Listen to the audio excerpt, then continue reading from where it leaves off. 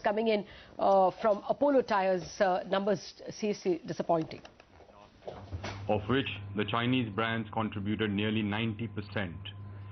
Even sequentially, the truck bus radial imports have grown 17% and now accounts for more than 30% of the Indian replacement market for such tires.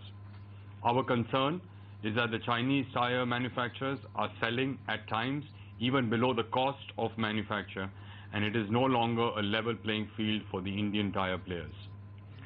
I would like to once again reiterate that this issue will have a cascading effect on other intermediaries of the tire industry, including the natural rubber growers. The problem of low-cost imports is not only faced by the tire industry, but by other industries as well, putting at risk the entire Make in India clarion call by the government. Importantly, companies producing these tires do not have an understanding of the requirements of the country, and this can have serious safety implications for our consumers. A cheap upfront price can have huge unintended consequences for the buyer and other road users as well. Coming to Apollo Tyres financials, on a consolidated basis for the second quarter of FY16 compared to the same quarter last year, Apollo Tyres reported a net sales of 2,980 crore rupees. Our operating profit closed at 501 crore rupees and net profit was up 8% to 279 crore rupees.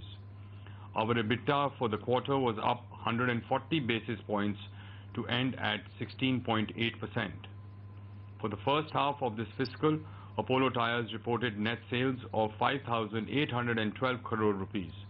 The operating profit was up 6% to 1,029 crore rupees and the net profit grew 17% to 569 crore rupees.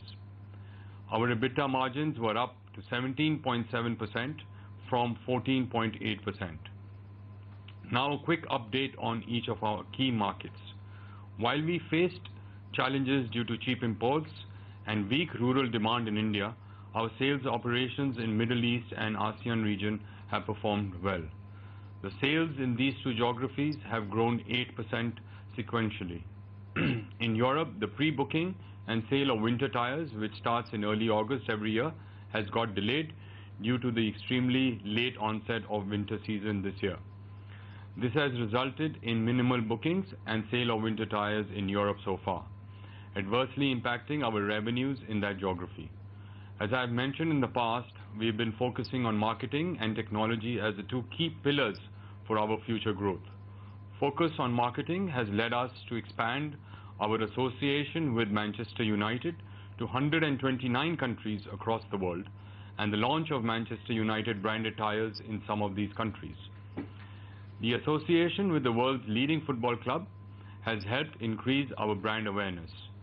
The focus on product technology has resulted in our tires, both the Apollo and the Vredestein brand, being rated highly by a number of leading European automotive magazines in their summer, winter and all-season tire tests.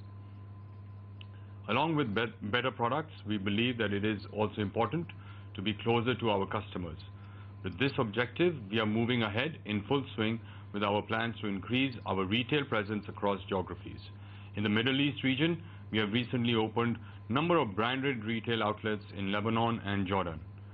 In Europe, under our dealer partnership program. Well, I think the summary of what Neeraj Kanwar is telling us is that Chinese competition is now killing the tire industry. They're selling below cost, selling below raw material price, if I heard him right, and that accounts for the steep below expectation. It's still a growth of 8% in profit, but it's clearly below expectation. Expectations were it would be about 23-25%. Maybe we want to dip in